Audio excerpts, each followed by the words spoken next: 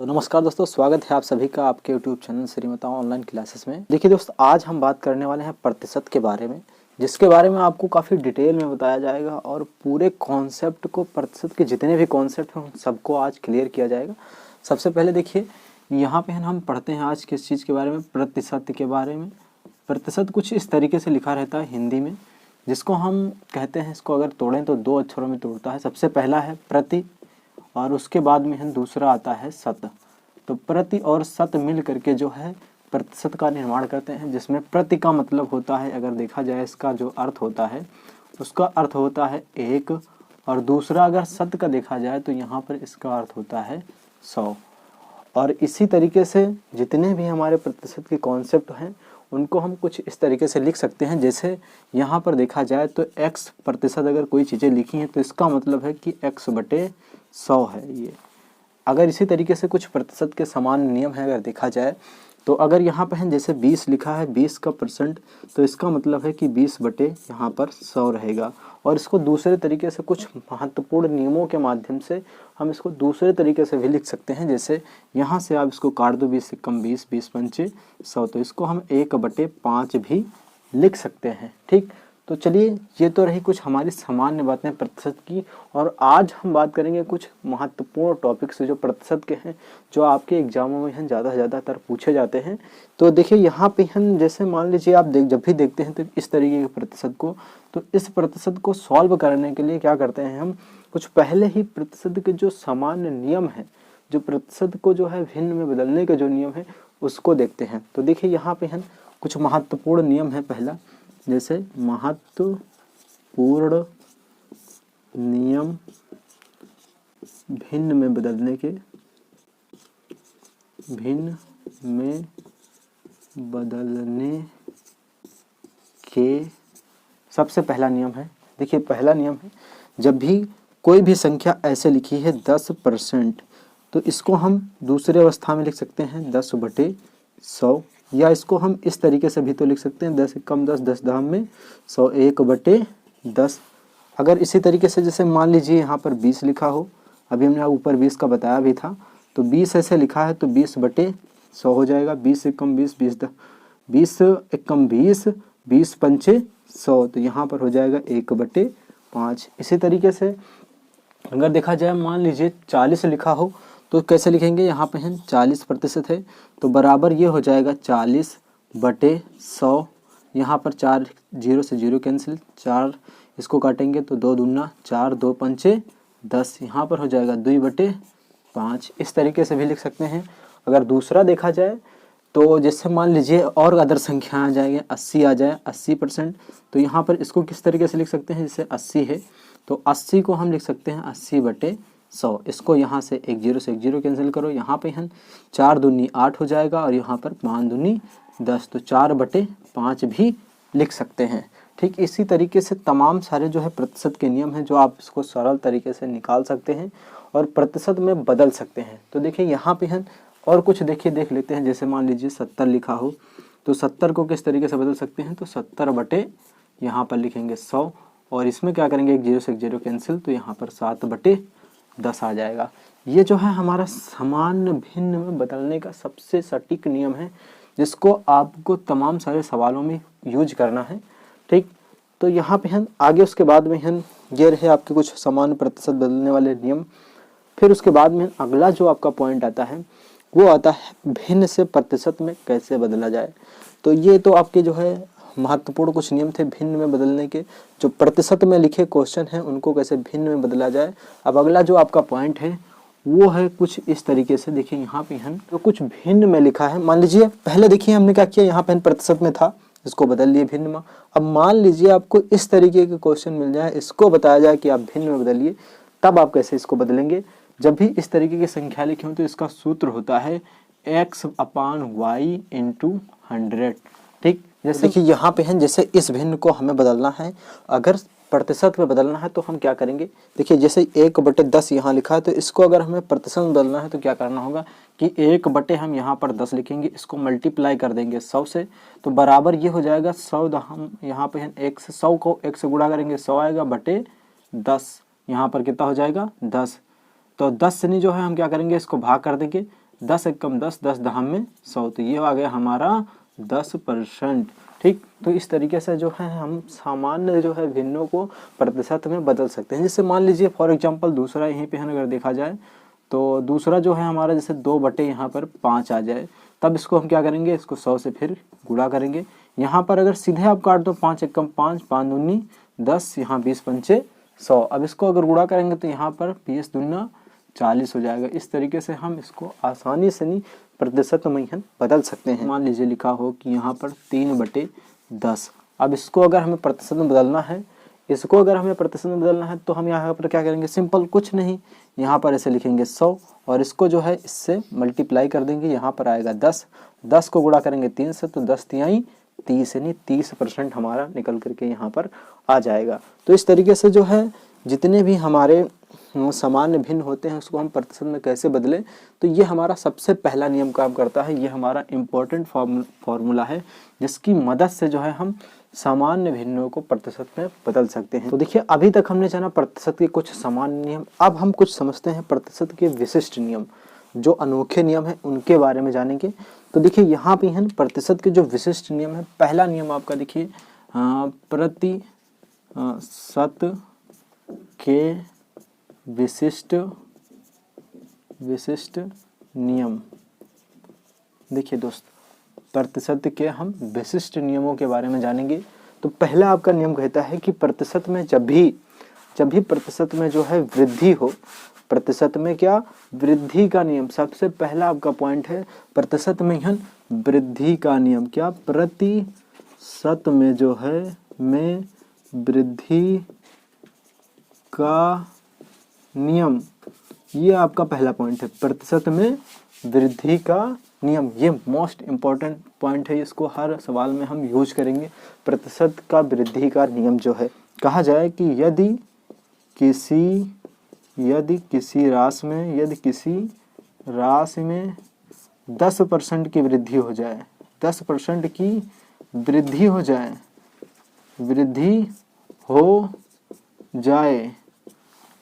तो जो है उसका नया मान जो आएगा, नया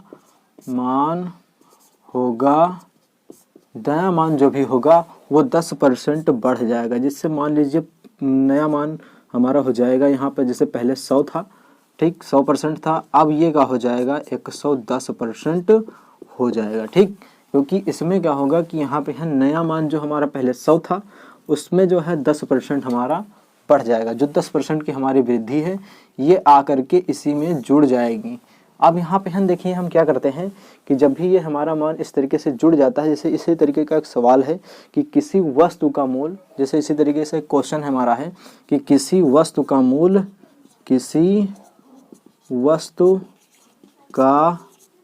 मूल्य जो है वो 500 रुपया है। ठीक, जैसे मान लीजिए किसी वस्तु का मूल्य जो है वो कितना है, 500 है। यदि जो है यदि वस्तु के मूल्य में 20% की वृद्धि हो जाए, यदि उसके मूल्य में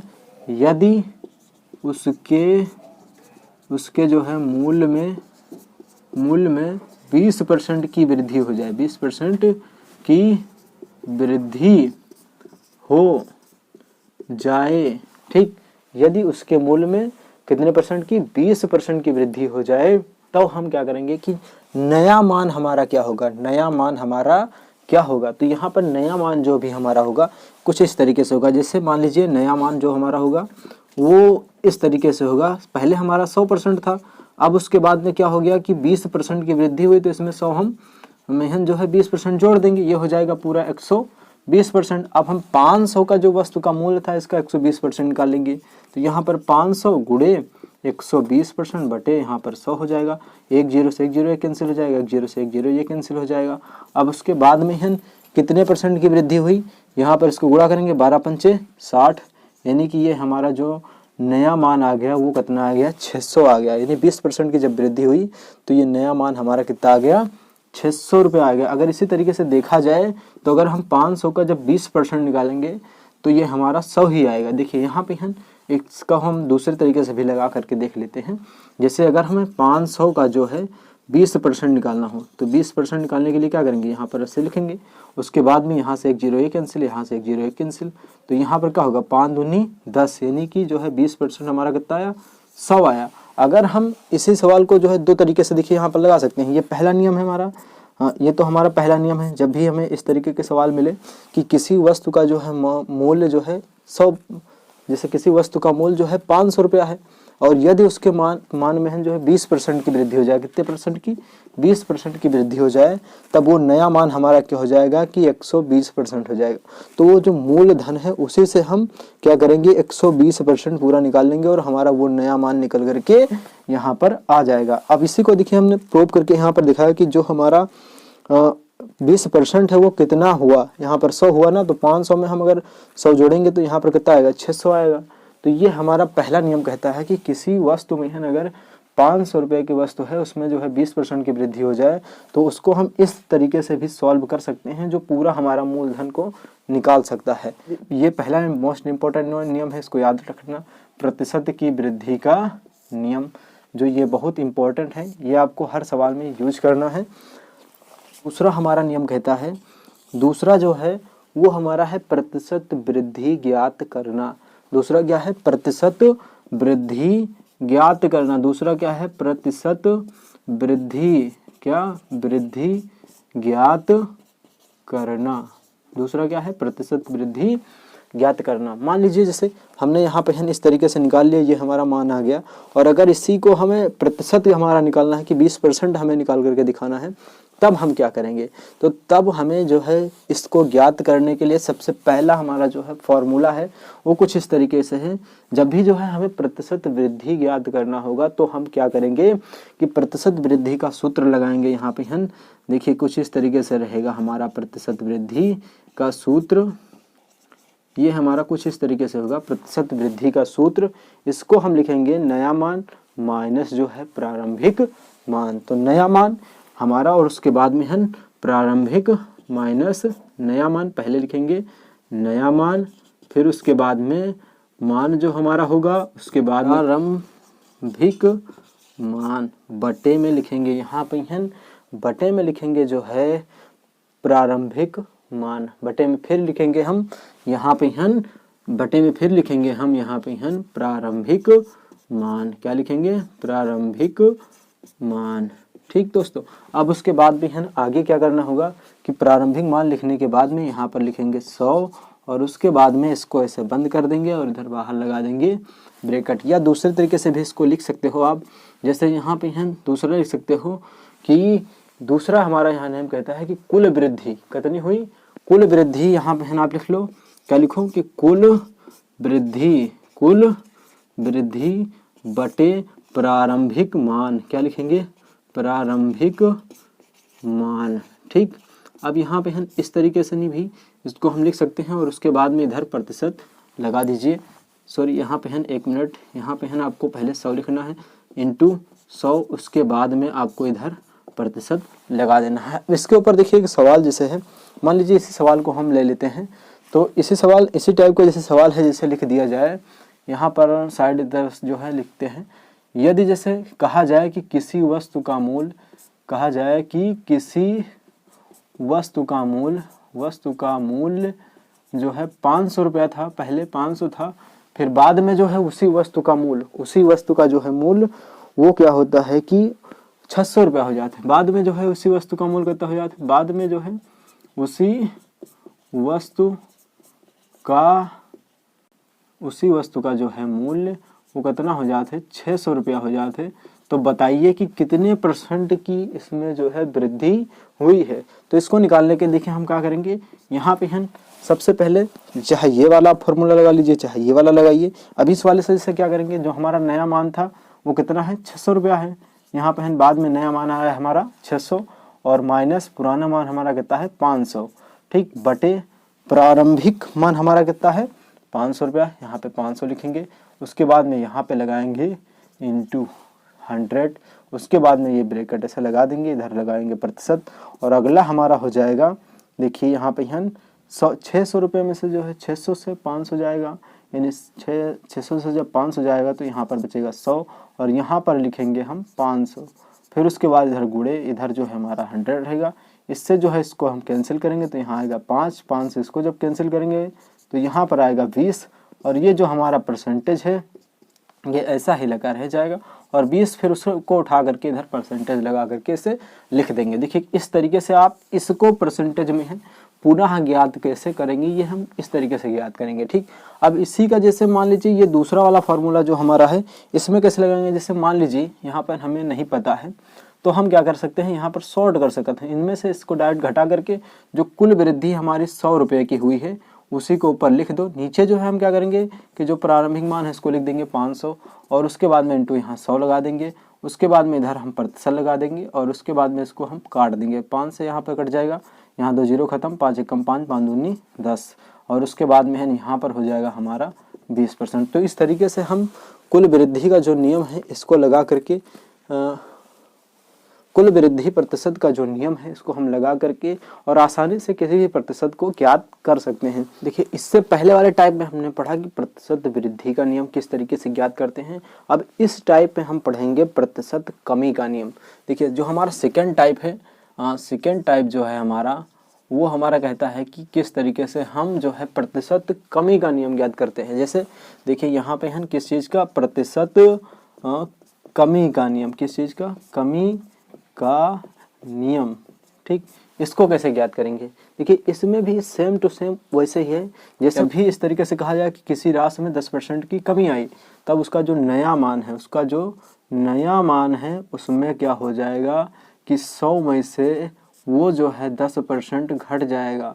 कितने परसेंट, 10% हमारा घट जाएगा। तो यहाँ पर नया मान हमारा आ जाएगा 90%। कितना आ जाएगा, 90% आ जाएगा। अगर इसी तरीके से कहा जाए कि किसी राशि में जो है 30% की कमी आती है, तो जो नया मान हमारा होगा वो कितना आ जाएगा, 70%। कितना आएगा नया मान हमारा, 70%। ये आ जाएगा नया मान आपका 70%। ठीक, तो इस तरीके से जैसे मान लीजिए क्वेश्चन है आपके पास में है, इस वस्तु का मूल्य जो है किसी वस्तु का जो है मूल्य जो है 600 रुपया है। ठीक, किसी वस्तु का मूल्य कितना रुपया है, 600 रुपया है। यदि जो है उसमें 20% की कमी आ जाए, यदि उस वस्तु में कितना उस वस्तु में जो है 20%, उस वस्तु में 20% की कमी आ जाए, क्या आ जाए, कमी आ जाए, तब जो है हम उस वस्तु को कैसे ज्ञात करेंगे कि कितने परसेंट उसका कम हुआ। तो इसके लिए हम देखिए क्या करेंगे, यहाँ पे हम ये हमारा पूरा 100% था। देखिए 600 रुपया हमारा मूलधन है। ठीक, इसमें कितने परसेंट की कमी आई, 20% के, तो इसको हम शॉर्ट में इधर लगा लेंगे। 100 में से हमारा कितना हो जाएगा -20, तो बराबर कितना आ जाएगा हमारा 80%। यहाँ पर कितना आ जाएगा 80%। अब हम 600 का जो है 80% निकाल लेंगे। यहाँ पर 600 बटे यहाँ पर हो जाएगा इतना, इसको एक जीरो से एक जीरो कैंसिल, ये यहाँ से यहाँ जीरो कैंसिल। अब यहाँ 8 छंग कितना होगा, 8 छंग 48, 480 रुपया आपका आ जाएगा जो है 20% की कमी के बाद में। अगर फॉर एग्जांपल इसी को हम अगर दूसरे तरीके से निकालें कि अगर हमें ये दिखाना है कि 20% कितने की कमी हुई, तो यहाँ पर सीधे जो है हम 600 में से क्या करेंगे कि 20% की कमी ही निकाल लेंगे। क्या करेंगे कि 20% की हम कमी ही यहाँ पे हम निकाल लेंगे। अब यहाँ पर इंटू करेंगे, उसके बाद 20% बटे 100 लिख देंगे। ठीक, उसके बाद में यहाँ पर ये जीरो से ये जीरो कैंसिल, ये से ये कैंसिल। अब यहाँ पर कितना हो जाएगा 6 दूनी 12, यानी कितना हो जाएगा 120 रुपये की कमी हुई। अगर हम जो है 480 में हम 120 रुपया जोड़ेंगे तो कितना आएगा हमारा 600 रुपया आएगा। यहाँ पे हम देखिए इस तरीके से जो है हम प्रतिशत में कमी का मान भी निकालते हैं। अब इसी का जो है सेकेंड टाइप है आपका, इसी से रिलेटेड कि प्रतिशत कमी ज्ञात कैसे की जाती है। प्रतिशत कमी ज्ञात करने के लिए हम क्या करते हैं, देखिए यहाँ पे हम प्रतिशत कमी ज्ञात करना कैसे किया जाता है, प्रतिशत कमी ज्ञात करना, प्रतिशत कमी ज्ञात करना। देखिए प्रतिशत कमी के लिए हम क्या करते हैं, सेम टू सेम जैसे उससे पहले वाला हमने अभी किया, उससे पहले वाले में हमने क्या किया, वृद्धि प्रतिशत वृद्धि ज्ञात करने के लिए। अब यहाँ पर हम क्या करेंगे, प्रतिशत कमी ज्ञात करने के लिए भी वही नियम को अप्लाई करेंगे। यहाँ पे हम देखिए कैसे अप्लाई करेंगे, जैसे प्रारंभिक मान हमारा, इसमें केवल थोड़ा सा चेंज है। प्रतिशत कमी ज्ञात करने के लिए हमारा मोस्ट इम्पोर्टेंट है यहाँ पर जैसे देखिए लिखा है यहाँ पे हम प्रतिशत कमी ज्ञात करने के लिए क्या करते हैं कि यहाँ पे हम पहले हम लिखेंगे प्रारंभिक मान। क्या लिखेंगे? प्रारंभिक मान। फिर उसके बाद में हम अगला आपका होगा माइनस नया मान। क्या होगा? नया मान। उसके बाद में हम यहाँ पर होगा प्रारंभिक मान। क्या होगा? प्रारंभिक यहाँ पर हम मान। फिर उसके बाद में यहाँ मल्टीप्लाई लगाएंगे और यहाँ पर 100 लिखेंगे, ब्रैकेट बंद करेंगे, इसके बाहर लगाएंगे प्रतिशत। कुछ फिर इसी तरीके से सेकंड टाइप का जो है आपका सूत्र बनेगा वो कुछ इस तरीके से बनेगा, कुल कमी कितना, यहाँ पर लिखेंगे कुल कमी। क्या लिखेंगे? कुल कमी बटे प्रारंभिक मान। क्या लिखेंगे? प्रारंभिक मान। उसके बाद में हम गुणे 100 यहाँ लिखेंगे और उसके बाद में यहाँ पर हम प्रतिशत लगाएंगे। ठीक, प्रतिशत लगाने के बाद में अब क्या करेंगे उसके आगे, जैसे इसी तरीके से एक मान लीजिए आपके पास क्वेश्चन आ जाए, यहाँ किसी स्टेशन से यात्रा करने की जो संख्या है, किसी स्टेशन पर जो है यात्रियों की संख्या कितनी है? यात्रियों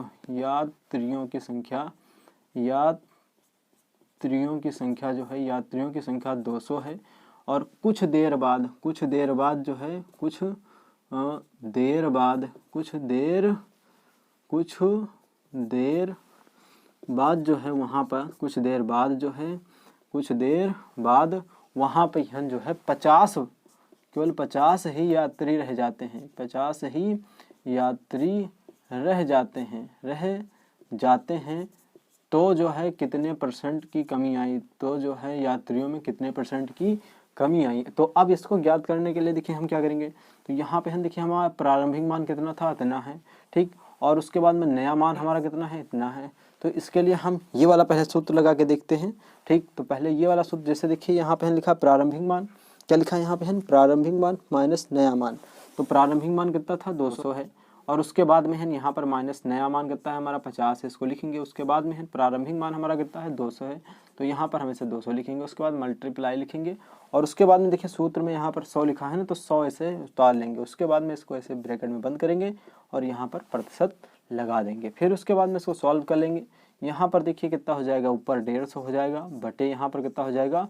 200 हो जाएगा। उसके बाद में यहाँ पर हम 100 हो जाएगा और इसको हम यहाँ पर प्रतिशत से लगा देंगे। अब इसको काट देंगे, 100 एक कम 100, 100 दूनी 200। अब इसको काटेंगे तो 2 एक कम 2 हो जाएगा। यहाँ पे हम 2 सत्ते 14 हो जाएगा और यहाँ पर इधर 1 गया तो 10 हो गया, 2 पंचे 10। तो यहाँ पे हम कितना मान आ जाएगा? 75% की जो है यात्रियों में हम कमी आ गई। अगर इसी को जो है हमें मान लीजिए संख्या ज्ञात करना हो कि कितने परसेंट की कमी आई, तो इसी मान को ज्ञात करने के लिए हम क्या करेंगे कि इसको उल्टा रख देंगे। जैसे मान लीजिए यहाँ पे हम 200 लिखा, 200 का हम 75% निकाल लेंगे, तो 75% निकालने के लिए यहाँ पे ऐसे लिख देंगे। उसके बाद में इसको इससे मल्टीप्लाई कर देंगे। ठीक, उसके बाद में इसको हमने इससे काट दिया। काटने के बाद में हम देखिए क्या किया कि ये हो जाएगा हमारा 75 दूना 150, यानी 150 हमारे यात्री क्या हुए? वो भाग गए, चले गए बेचारे, ट्रेन से नहीं यात्रा करके चले गए या कहीं भी चले जाएं, ससुराली चले जाएं। ठीक, तो इस तरीके से जो है हम इस मान को निकाल लेंगे यहाँ पे काफ़ी आसानी से। नहीं तो शायद आप जो है आज जो है आप इतना जितना हमने आपको पढ़ाया ये काफ़ी अच्छे से समझ में आया हो। अगले पॉइंट में हम पढ़ेंगे प्रतिशत वृद्धि में कुल वृद्धि तथा कुल जो है कमी के बारे में याद करना पढ़ेंगे। ठीक, तो अगला पॉइंट आपका यही होगा। आज के लिए इतना ही काफ़ी है। तो चलिए फिर मिलते हैं नेक्स्ट वीडियो में। तब तक के लिए जय हिंद, वंदे मातरम।